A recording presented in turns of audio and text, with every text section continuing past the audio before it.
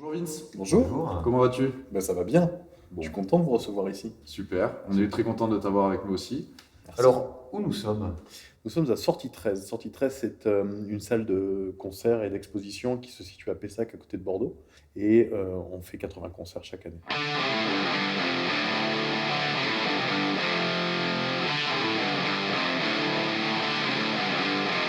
C'est Anthony, chanteur des Burning Jake. Je suis Quentin, je suis le guitariste soliste du groupe Burning Jake. Alors moi, je suis Jay, je suis le bassiste des Burning Jake. Je m'appelle Raphaël, je suis le guitariste choriste. Moi c'est Kevin du coup, je suis batteur du groupe. Alors, comment as-tu découvert le groupe? Burning Jake, en fait, c'est une rencontre humaine d'abord. C'est un groupe où je trouvais qu'il y avait une belle énergie, il y avait un vrai projet. Et quand j'ai pris la direction de ce lieu, je souhaitais, de par mon passé de musicien, amener en fait des groupes à être accompagnés, comme nous, on a eu la chance de l'être à l'époque. Et en fait, d'amener le groupe à aller au projet qui était le leur à l'époque, c'est-à-dire la sortie d'un premier EP, D'accord.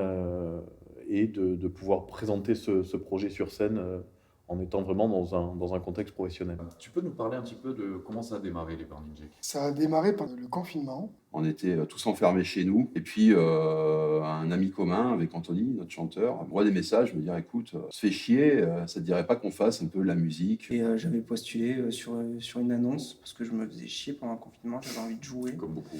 Ouais. On s'échangeait des audios par mail, etc. Et puis on a voulu mettre en place et en scène rapidement les morceaux qu'on avait composés. On avait placé au début des guitares, chants, des structures. La basse s'est mise dessus. Donc j'avais envie de jouer. Et donc j'ai cherché des annonces qui cherchent des batteurs. Et puis voilà, j'ai reçu les maquettes et j'ai trouvé ça cool. Qui avait arrivé à remodifier les structures aussi. Et ça a rebougé les choses. Et en fait, très vite, on a eu plusieurs morceaux qui se sont calés rapidement. Je suis arrivé en septembre 2021. Ok. Le groupe avait déjà été créé. Moi, mon histoire avec les Burning, elle commence en février 2023. En fait, ils m'ont contacté parce qu'ils avaient besoin que je remplace leur guitariste sur les dates qui allaient arriver dans l'été. Et Jérôme, le bassiste, est en fait un ami depuis des années et m'a envoyé une pré-prod de notre titre Dear Marie. Et en écoutant, j'ai dit oh, ça défonce. Et je signe. Et j'ai vraiment commencé à prendre place et à faire les dates avec eux à partir de mai-juin 2023. Ok. Et au final, à la fin de l'été, ils ont décidé de me garder. Et donc vraiment, mon histoire en tant que membre à part entière du groupe, ça démarre donc août-septembre à peu près 2023 dans le groupe. Est-ce que tu te rappelles de tes premiers ressentis que tu as pu avoir au moment peut-être des premières répétitions avec les Burning ou voire même des premiers concerts? Ouais, première répète. Vu le temps qu'on a attendu en fait pour commencer à donner vie à ces morceaux, c'était hyper enthousiasmant, au moins une super énergie, etc.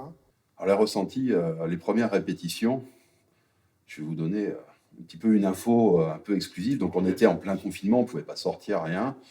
Et puis, Kev, notre batteur, il me dit bon, on fait des attestations et on se retrouve chez moi et on répète en scred. Donc ça a commencé comme ça, c'est-à-dire que ni vu ni On ne connu. répétera pas. Voilà. Je me souviens des premiers moments, déjà, quand je recevais les maquettes, quoi, j'ai bien kiffé parce que vraiment ma part de liberté dans la compo. Et après, ouais, les premières répètes, c'était cool. Humainement, ça l'a direct fait. Les premières répètes, ça m'a foutu le frisson, quoi. Je crois que j'avais jamais joué avec des musiciens aussi bons, quoi. Ouais. Et Tu as déjà joué avec... ouais, avant j'avais un groupe, donc je fais de la scène avec des potes pendant quelques années. La première répète, je m'en souviendrai toute ma vie, quoi. C'était hyper chouette. Kevin qui commence à jouer de la batterie et Anto qui commence à chanter. J'ai fait waouh, en fait ça déchire, ça va être le feu, quoi. Ça que je... Ouais, exactement, mais c'était ce que je voulais depuis un moment. Et le premier concert, c'était vraiment la libération en fait. On attendait beaucoup de ce concert-là parce que c'était un peu le crash test finalement. C'était pas le concert le plus parfait qu'on ait fait. Il y a une saveur spéciale. Ouais, celui-là. vraiment. Génial, d'accord. Je faisais les répètes avec eux, j'étais avec ma guitare, je me branchais pas, j'essayais de suivre un petit peu, voilà, pour commencer à bosser avec eux. Sur les résidences, j'étais avec un petit carnet de notes pour noter un petit peu tout le côté scénique, voilà, parce qu'il fallait, le but c'était que je sois un peu ce mercenaire quand on me voyait sur scène. Le temps d'adaptation. Ouais, que ce soit pas les Burning avec le remplaçant, mais que ce soit vraiment qu'on garde cette entité des Burning. Et bon, c'est un peu été dit, mais ton ressenti sur toute la durée de l'accompagnement? Moi, j'ai senti une équipe de musiciens motivés, bosseurs. Et ça, c'est le plus important, parce qu'on peut avoir du talent, mais si on ne travaille pas, ça ne sert à rien. Et donc, tout ce mélange de travail et de talent fait que c'est un album qui, aujourd'hui, ressemble vraiment à ce qu'on peut retrouver sur scène. Et ouais, je pense que c'est un projet, en tout cas, auquel je crois. Est-ce que tu pourrais nous parler d'un des pires et d'un des meilleurs moments que tu as passé avec le groupe? Commencer par le plus, entre guillemets, mauvais. Notre groupe, c'est comme j'ai dit, c'est une famille, mais c'est aussi un couple, mais à 5. Donc on peut pas être en symbiose tout le temps sur des sujets. Et c'est vrai qu'il y a par moments où il y a des moments où on va se prendre la tête, où on va pas être d'accord sur certains points. Le souvenir le plus dur que j'ai, c'est les moments où on se prend la tête et donc où ça nuit, parce que c'est bien un côté humain, mais l'affect fait que quand on se dit des choses ensemble, quand des choses dures parfois, Oui. mais tu le prends pas comme si c'était un collègue de travail qui te le disait. Et heureusement qu'on n'est pas tout le temps d'accord, parce que c'est ce qui fait aussi avancer les choses, quoi. Exactement. Les meilleurs moments, il y en a plein, en fait. C'est que, en fait, ça s'est construit sur vraiment voilà, une fin de Covid. Donc, tout le monde, en fait, avait besoin de lien social. Donc, ça a été des moments, je dirais, en dehors de la musique aussi, qui étaient très forts. Donc ouais, il y a eu des très très bonnes soirées, des petits planches piscine particulièrement. Très bon moment, mais il y en a eu plein en fait. Que ce soit au début, parce que en fait, c'est suivant le contexte et la temporalité, quoi. Genre au début, tu répètes la première fois, tu trouves ça trop cool et tout, c'est trop bien. Mais bon, c'est comme quand t'as un truc après, tu sais, ça passe vite, donc c'est tous les steps qu'on prend à chaque fois, c'est des bons moments. Meilleur souvenir, je pense que c'est un concert qu'on a fait à Castelnaudary. On est partis tous en van, un peu ce délire de prendre la route ensemble, quoi. Ouais. Déjà, j'ai trouvé ça super sympa. Un super accueil, une super salle, un super son. C'était vraiment une soirée vraiment géniale. Et après, le meilleur souvenir, j'en ai pas qu'un. Je pourrais vous en raconter des tonnes, quoi. Mais là, il y en a un auquel je pense. Qui ressort. Pour les autres, c'est pas le meilleur souvenir, mais pour moi, j'ai tellement ri. C'est Kevin, il m'a tué. L'année dernière, on est parti en Vendée. Et Kevin, il était déchaîné dans la bagnole. Mais il m'a régalé, quoi. Et il y a un souvenir qui me revient, c'est qu'il a pas arrêté de faire le con. Bon, moi aussi, après, je l'ai suivi. Et on a été trop relous. Et à un moment donné, il sort son téléphone et il se faisait chier, tu sais pas pourquoi, comme ça. Il prend son téléphone et il va sur Wikipédia ou un truc comme ça. Et il nous fait un « Le saviez-vous » Et le truc, ça a duré 1 heure dans la bagnole. Les mecs, ils étaient à cran, ils étaient « Oh putain, je vais le taper, j'en peux plus, ce mec !» et On va tout. le laisser sur une heure de Mais moi, temps. j'étais mort, quoi. C'était même pas la peine, quoi. Ouais. Il m'a fait trop rire, quoi. Donc ça, c'était un super souvenir aussi. Pourtant, c'était hyper intéressant parce qu'on a appris plein de choses. Mais bon, ça n'a pas plu à tout le monde. Ça m'a appris à pas le refaire. Exactement. Et un des pires, sans surprise, là, mais on a fait un petit concert en Vendée, c'était excessivement fatigant.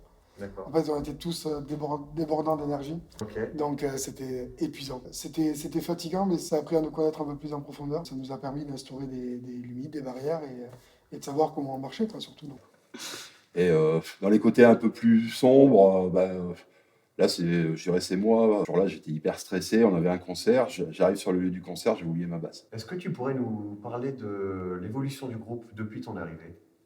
On a eu pas mal de changements de line-up. Il y a des membres avec qui, à un moment, on n'était plus forcément en phase. On arrive à créer quelque chose, un collectif avec des musiciens. Ça commence à jouer, on est hyper content. Mais sur les 6 premiers mois, on a pu travailler ensemble. Donc là, on a vraiment travaillé au niveau du set. Suite à ça, en fait, sachant qu'on a pris du plaisir, on a continué à travailler. On a eu la chance d'être accompagné, d'avoir un accompagnement par Sortie 13. Vincent nous a proposé son aide. Quand on a créé les premiers morceaux, je trouve on a quand même des morceaux qui sont très classiques. C'est des choses qu'on a entendues, mais c'est pas des choses qu'on entend tous les jours en France. Ok. Et j'aime cette idée de cultiver ça, d'avoir un petit côté ricain dans ce qu'on fait, dans la démarche. Et en fait, et c'est vrai qu'on est passé d'un truc où il y avait un fond humain, tu vois, où c'était la base de tout, où il fallait jouer pour plaisir, à un truc avec une espèce de vision professionnelle aujourd'hui où on va aller le plus loin possible, donc, et on veut jouer et faire entendre notre musique. Donc aujourd'hui, on a enregistré Chapter One, tu vois, notre premier EP. Et du coup, c'est un peu la consécration de tout ça. Moi, je suis arrivé dans un groupe de vieux, quoi. En vrai, Ouais. j'étais un peu jeune, tu sais, c'était la culture 80. Vas-y, on va mettre les amplis à burnes, on va jouer sans métronome, on va faire du rock. On a réussi à mêler un peu les deux univers. C'est-à-dire, moi, j'ai lâché un peu de l'est sur ça. Mais en même temps, j'ai réussi à ramener des choses. Donc, je pense qu'on a mixé le meilleur des deux mondes. Donc, ça, c'est cool. Et puis, il y a eu toute l'évolution de par l'accompagnement sortie 13 et de par nos niveaux et nos prises de conscience. Et puis, on a grandi aussi ensemble et dans le projet. Donc, Quand je suis arrivé, c'était le moment où il bossait scéniquement. Donc il y avait un show qui était en train de se roder, qui s'est bien mis en place et bien rodé justement au moment où je suis arrivé. Donc j'ai pris le train en cours de route à ce moment-là. Ensuite, musicalement, ça a évolué parce que forcément on était beaucoup plus carré, on connaissait notre set voilà, sur le bout des doigts. On a mis en place des nouveaux morceaux. J'imagine qu'entre le moment où vous les avez rencontrés et aujourd'hui, le fait qu'ils aient été accompagnés de cette manière plus professionnelle, vous avez dû voir une certaine évolution quand même du groupe. Complètement. Ouais. Complètement. Mais c'est ce que je disais, c'est que c'est une évolution qui est liée au travail qui a été mené à la fois par les gens qui ont accompagné, mais surtout par les gens sur scène en fait. Oui. Ce travail-là, il faut le conscientiser. C'est-à-dire qu'il y a un aspect technique, musical, mais il y a aussi une volonté, une envie de se dépasser, d'aller chercher au plus profond l'envie d'être sur scène et l'envie de donner au public en fait ce qu'on ressent à l'intérieur. Vous emmenez au 31 mai, qui approche rapidement. Ouais. Est-ce que tu peux me parler un peu de ton ressenti par rapport à ça, ressenti du groupe même? Alors le groupe, je sais pas trop, je vais vous dire moi vraiment ce que je pense. Le 31 mai, c'est une date qui est hyper importante pour nous, c'est-à-dire que là, ça va être la concrétisation de nos années de travail, de composition.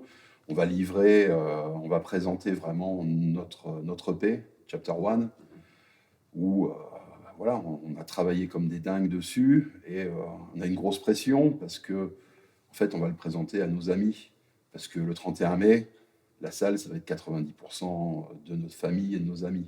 Donc on a vraiment une grosse pression. En plus de ça, le show qui va arriver derrière l'EP le 31 mai, j'espère que ça plaira à tout le monde, mais me tarde cette date de ouf. Surtout que là, on s'est quand même donné la peine de faire appel à un artiste, à John, qui a un talent de malade, qui a bien voulu sortir tout ce qu'on avait en tête et Il a su mettre ça, retranscrire. mettre ça sur. Mais il a fait ça avec talent et vraiment. On a pu voir, oui, effectivement, c'est vrai qu'il y a une vraie direction artistique, un vrai projet autour de l'album, une histoire qui se suit, en tout cas qui va se suivre, notamment dans les clips vidéo, si j'ai bien compris, par la suite. Donc effectivement, c'est un beau tout. Bonjour, moi c'est Serfeld. Je pense que j'ai toujours été attiré un peu par tout ce qui était artistique. Je pense que j'ai pas spécialement trouvé le média où je pourrais me consacrer toute ma vie. Donc pour l'instant, je touche à pas mal de choses. Alors du coup, c'est Anto qui m'a contacté, qui m'avait repéré sur Instagram et qui aimait mon esthétique pour les autres illustrations. Je me suis réinspiré de Dear Marie pour qu'il y ait une esthétique cohérente et une DA entre guillemets tout le long de l'EP. Pour la couverture, c'était une demande déjà un peu plus structurée, vu qu'il y avait déjà une idée très forte de base, qui était celle d'avoir le Jake assis sur une chaise, un peu comme moi aujourd'hui, là, qui est relié par des câbles à différents écrans qui affichent les chansons de toute l'EP.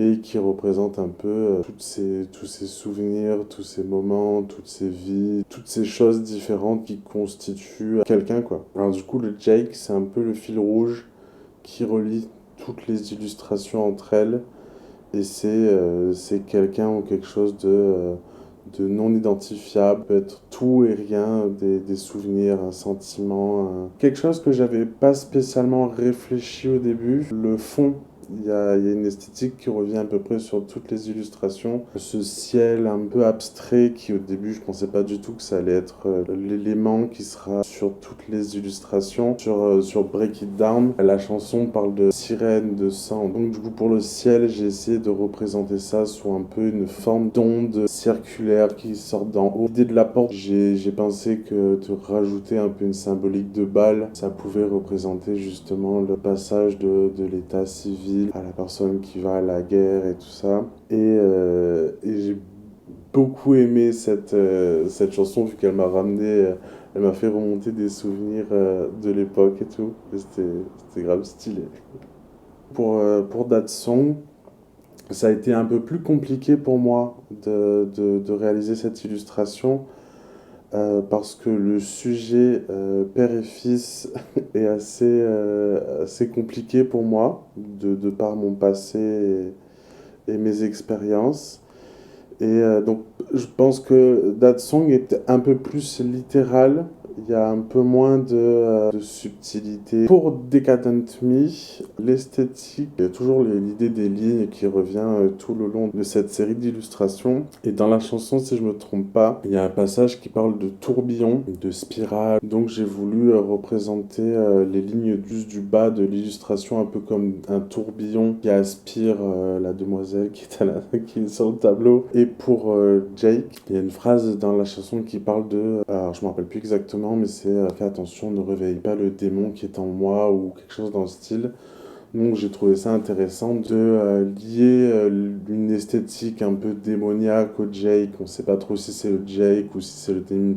J'ai pas voulu rajouter des cornes de démon non plus, mais j'ai rajouté une petite queue de démon. Alone, c'est une chanson qui me touche beaucoup, qui fait résonner plein de choses en moi, on va dire. Donc pour Alone, oui, je me suis beaucoup inspiré d'une ancienne illustration que j'avais faite qui parlait aussi de dépression, de solitude, de mal-être et tout ça.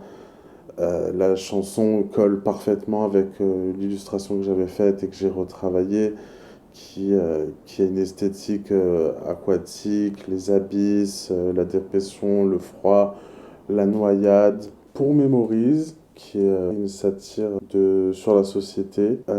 Donc j'ai commencé basiquement sur dérangé de personnes sans vie, qui regardaient sans vie cette ville et qui étaient tous alignés, bien rangés, et tout ça. Et le Jake un peu au milieu qui pas spécialement dans les rangs, qui n'est pas spécialement de la même couleur. Et il y a cet œil en plein dans le ciel, qui pour moi a plusieurs visions possibles.